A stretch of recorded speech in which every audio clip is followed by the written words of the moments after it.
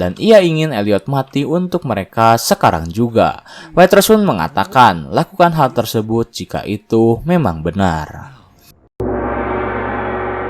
Halo sobat, pintu teater 1 telah dibuka. Gimana nih kabar kalian setelah selesai nonton series Shooter? Ngomong-ngomong, Mimin udah nyiapin series baru nih yang bakal Mimin bahas. Jadi series ini berjudul Mr. Robot, di mana series ini menceritakan tentang seorang ahli komputer yang bernama Elliot Alderson. Ia bekerja sebagai security hacker di perusahaan yang bernama Allsafe. Ia juga mengalami kegelisahan sosial, diantaranya seperti depresi klinis dan sedikit mengalami paranoid serta delusi. Suatu hari, ia harus menangani sebuah perusahaan yang tengah diretas oleh suatu komunitas. Di sini Elliot berusaha menghilangkan virus-virus yang hacker simpan di perusahaan yang tengah ia lindungi. Namun, permasalahannya adalah hacker ini justru mencoba mengajak Elliot untuk bergabung dan menyerang perusahaan terbesar di Amerika.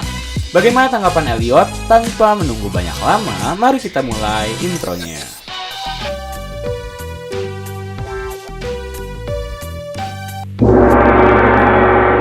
Oke, kita berada di akhir season 3. Mimin mau pamit. Penjelasannya ada di akhir video. Mari kita mulai. Setelah menyatakan jika Elliot Alderson harus mati, asisten Waitrose beserta anak buahnya langsung menggeledah apartemen milik Elliot. Mereka mencari keberadaan Elliot namun hasilnya nihil, karena Elliot tak berada di apartemennya. Tetapi pencarian mereka tak berhenti sampai situ, karena asisten Waitrose terus menyuruh anak buahnya untuk mencari keberadaan Elliot. Sementara itu Elliot justru tiba-tiba keluar dari apartemen milik Sayla. Ya, ternyata ia bersembunyi di sana karena ia tahu jika dirinya sedang diincar. Lalu ia pun segera pergi karena ia menduga Darlene akan menjadi target selanjutnya. Kemudian scene berpindah pada Darlene yang tiba-tiba dibangunkan oleh Santiago. Ia pun diseret olehnya untuk pergi ke suatu tempat. Sementara Piero sedang memberikan surat pada agen Kranz karena Santiago mengatakan ia akan menangani kasus ini. Tetapi Kranz justru menolak karena sebentar lagi ia akan terbang ke San Francisco. Merasa aneh, Piero dengan cepat mencari keberadaan Darlene. Dan saat ia pergi ke ruang interogasi, ia tak menemukan Darlene maupun Santiago. Akhirnya ia memutuskan untuk pergi ke basement, yang ternyata Santiago tengah membawa Darlene ke mobilnya. Lalu hal itu dicegah oleh Piero yang bertanya akan dibawa kemana Darlene olehnya.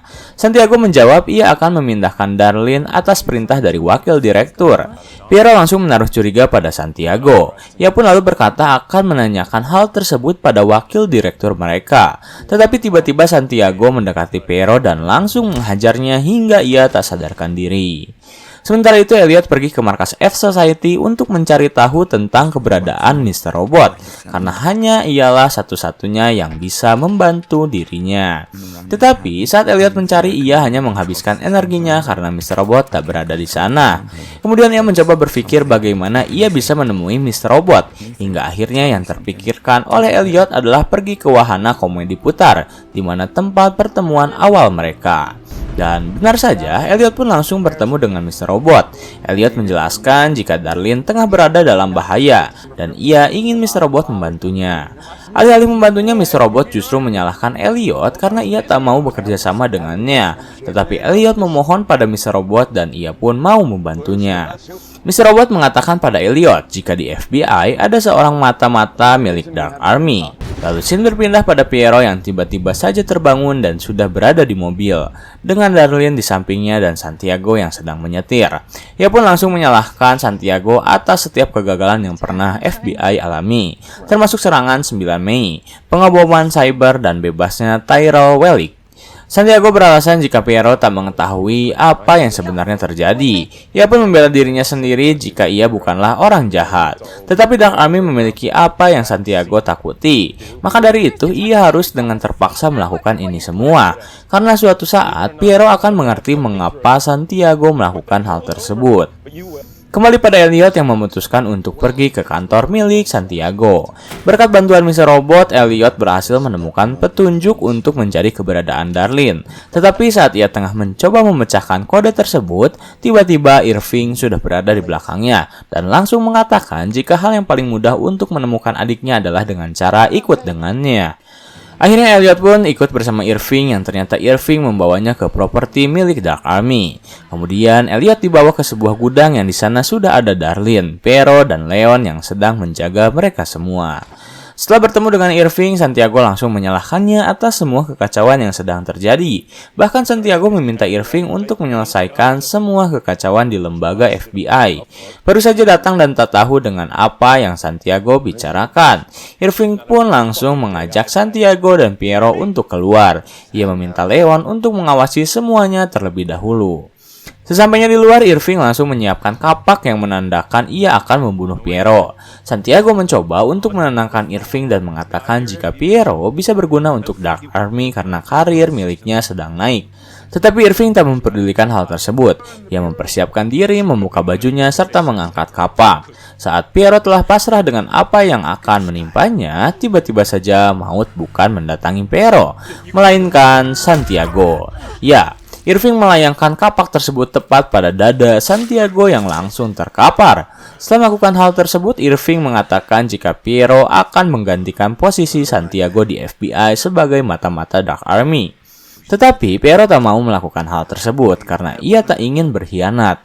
Karena jawaban Piero membuat Irving tak enak hati, akhirnya Irving mencoba untuk mengancam Piero dengan menyuruhnya membayangkan keluarga Piero berada di posisi Santiago sekarang.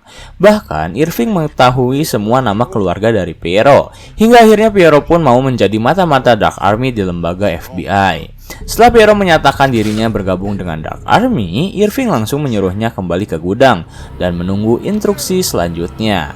Setibanya di gudang, Mr. Robot langsung menyarankan Elliot untuk segera mencari cara untuk kabur, karena tak lama lagi mereka akan membunuhnya. Tetapi Elliot mengatakan jika mereka tak akan bertindak, melainkan sedang menunggu seseorang yang akan datang. Dan ternyata orang tersebut adalah asisten White Rose. Setelah Irving membersihkan dirinya, ia langsung menemui asisten White Rose tersebut, dan mengatakan jika ia telah membersihkan semuanya.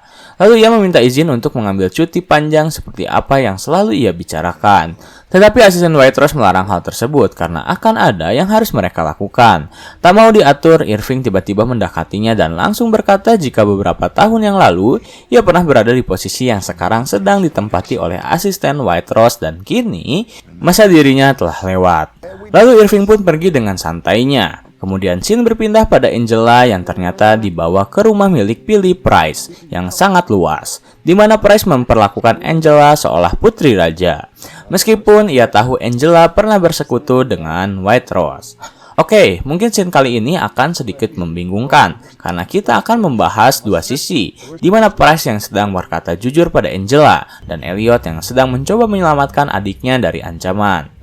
Oke, kita mulai diawali dengan Elliot, di mana Darlene langsung diancam oleh asisten White Rose karena Elliot telah mempermainkan mereka. Elliot mencoba mengancam balik dengan mengatakan ia telah berhasil menyusupi seluruh sistem yang Dark Army miliki. Dan jika Dark Army menyakiti adiknya, maka Elliot akan membocorkan semuanya. Sementara itu Angela terkejut ketika Price bercerita tentang dirinya yang menemui ibu Angela pada 32 tahun yang lalu, di mana Price berkata jujur jika ia pernah mengencani ibunya beberapa kali. Mendengar ancaman Elliot membuat asisten White Rose hanya tertawa, hingga akhirnya Elliot membuktikan jika ia benar-benar berhasil menyusupi sistem Dark Army, di mana ia mengatakan tentang 7 hari yang lalu pemerintah Rusia membayar Dark Army untuk meretas DNC. Lalu 2 hari sebelumnya Dark Army menyuap Presiden Korea Selatan untuk mengizinkan backdoor Dark Army di semua jaringan militer mereka. Dan 3 minggu yang lalu Dark Army memanfaatkan Billy Price untuk mencaplok wilayah Kongo untuk disatukan dengan Tiongkok. Tetapi asisten White Rose tak gentar saat Elliot mencoba menekan mereka dan justru mengatakan, "Kami bisa mengatasi kebocoran, tetapi lehermu tak bisa menahan peluru yang bisa menghancurkan tenggorokanmu." Kemudian Elliot kembali mengatakan jika ia telah merancang peretasan yang bisa mengatasi permasalahan Dark Army. Ia pun mengatakan hal tersebut pada kamera CCTV yang diawasi langsung oleh White Rose. Sementara itu Angela masih mendengar perkataan dari Price tentang ibunya, di mana akhirnya ibu dari Angela memutuskan untuk menikahi seorang pria yang mau merawat anaknya. Mendengar perkataan Price membuat Angela tak mengerti apa maksud dari yang Price katakan. Tetapi tiba-tiba saja Price mengatakan jika ia adalah ayah kandung dari Angela secara biologis. Perkataan Price benar-benar membuat Angela tercengang. Sementara itu, Elliot tak bisa membendung kekejaman Dark Army, meskipun ia telah mengancamnya. Dan saat Darlin telah ditodongkan senjata oleh Leon, Elliot telah siap-siap menghadapi mautnya karena asisten White Rose sudah mengucapkan selamat tinggal Elliot. Tiba-tiba semuanya berubah ketika Leon justru membunuh seluruh anak buah dari asisten White Rose dan menyelamatkan Elliot serta Darlin. Kemudian tak lama asisten White Rose mendapat telepon dari White Rose-nya sendiri yang mengucapkan selamat tinggal karena waktu mereka telah berakhir. Lalu tiba-tiba asisten White Rose mengarahkan pistolnya ke kepalanya sendiri dan langsung menembak dirinya sendiri hingga tewas. Setelah itu Leon langsung membuka sebuah laptop dan ingin Elliot memberikan bukti jika ia membantu permasalahan Dark Army. Saat Elliot melakukan hal tersebut, Leon mencoba meyakinkan Elliot untuk benar-benar melakukannya. Karena jika hal tersebut gagal, maka Elliot akan tahu konsekuensinya. Elliot sangat yakin jika rancangan miliknya akan berhasil. Kemudian setelah semuanya selesai, Elliot dan Darlin dipersilahkan untuk pergi. Sementara Piero tak ingin ikut campur dengan urusan Darlin kembali. Mereka pun lalu pergi dan memutuskan untuk menaiki kereta bawah tanah setelah pergi dari properti Dark Army. Di perjalanan, Darlin bertanya mengapa Elliot mengungkit tentang boneka salju Kevin McAllister yang pernah mereka buat. Elliot menjawab, karena hal itu bertepatan dengan ayah mereka yang mendorong Elliot dari jendela kamarnya hingga menyebabkan tangan Elliot patah. Tetapi Darlin justru tak mengetahui hal tersebut dan mengatakan hal yang sebaliknya, di mana Elliot lah yang melempar dirinya sendiri keluar. Elliot yang melompat dari luar jendela hingga menyebabkan tangannya sendiri patah. Bukan karena ayahnya yang mendorongnya. Mendengar penjelasan Darlin membuat Elliot hanya bisa terdiam karena tak mengingat hal tersebut. Pemberhentian pun tiba. Darlin dan Elliot memutuskan untuk berpisah terlebih dahulu. Sesaat mereka berpisah, tiba-tiba Mr. Robot mendatangi Elliot dan mengatakan kunci yang bisa Elliot gunakan untuk mendekripsi data Evil Corp. Mr. Robot menjelaskan jika Elliot bisa mencari kunci tersebut di sebuah foto yang pasti Elliot ketahui. Ia pun dengan segera mencari foto tersebut dan benar saja kunci dekripsi yang ia gunakan berada di sebuah foto di mana memperlihatkan kemesraan dan kedekatan Elliot kecil bersama ayahnya. Elliot langsung mendekripsi kunci tersebut yang ternyata benar. Ia berhasil mengembalikan seluruh data yang Evil Corp miliki dan membatalkan serangan 9 Mei. Dan scene terakhir di episode terakhir season 3 kali ini memperlihatkan Darlin yang tiba-tiba saja dihampiri oleh sekelompok orang, di mana pemimpin kelompok tersebut mengatakan dirinya adalah seorang pengembala pemberani yang memutuskan untuk pulang. Dan bisa kalian tebak siapa orang ini? Orang tersebut adalah Fernando Vera. Tamat? Masih bersambung. Sebenarnya masih ada satu season lagi nih untuk alur cerita Mr. Robot. Tapi kayaknya teman-teman banyak yang minta ganti nih series ini gitu ya. Karena mungkin alur ceritanya terlalu bertele-tele, terlalu rumit, terlalu panjang, sehingga mending ganti aja deh ceritanya gitu ya. Nah, untuk itu, untuk pembahasan alur cerita Mr. Robot di pintu teater 1, Mimin akan hentikan. Jadi kita nggak bakal bahas Mr. Robot lagi. Lah, kok gitu Min? Tapi tenang, kita akan bahas kelanjutan alur ceritanya di channel sebelah ya, di channel Pintu Teater 2, oke? Untuk linknya ada di deskripsi dan kolom komentar ya teman-teman. Oke, segitu dulu untuk pembahasan alur cerita Mr. Robot. Semoga kalian menyukainya. Dan ditunggu aja series apa yang akan kita bahas di Pintu Teater 1. Ya, moga-moga kalian punya saran, punya requestan, boleh langsung saja tulis di kolom komentar. Like, comment, subscribe, dan jangan lupa untuk menyalakan lonceng notifikasi biar kalian gak ketinggalan seri-seri selanjutnya. Pintu Teater 1 telah ditutup dan salam untuk keluarga di rumah.